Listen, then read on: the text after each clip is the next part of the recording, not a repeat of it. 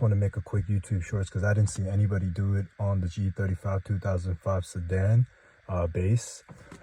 So right now, right here, what I got is just a Rexon W1 display external hooked up to a cord that goes into my socket. Originally, I just got it so I could use it for Apple CarPlay, but it came with the rear camera. So I was like, you know what, I'm gonna go ahead and fiddle around and see what I could do. But I ran into some troubles because I realized that my trunk doesn't actually have my plate mount.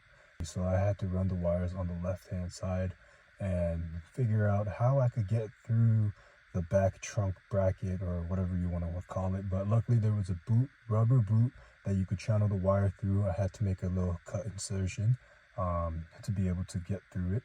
And in terms of mounting the camera, I didn't have enough surface area, so I just had to use the 2 screws provided instead of using 3M tape. But it all worked out fairly simple. Make sure to use some soldering to back up the wires that you were gonna twine together. I didn't use any what's it called, the splicers or whatever those clips are called to kind of piggyback. I just stripped the wires positive, wrapped it around the positive, and made it work. This is for the G35 on this sedan 2005. So if you're trying to install the rear camera, you open up the trunk lip, or whatever you want to call it here, the interior lip.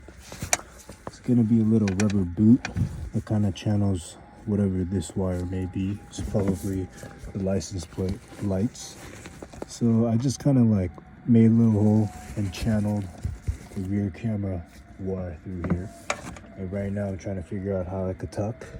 And then you make sure you peel off the trunk as well to expose your reverse lights. So I'm just gonna finesse my way through, cut through here, and just like that, we're good to go. For this example, it's just an external display, so I could be using CarPlay, Apple CarPlay in specific.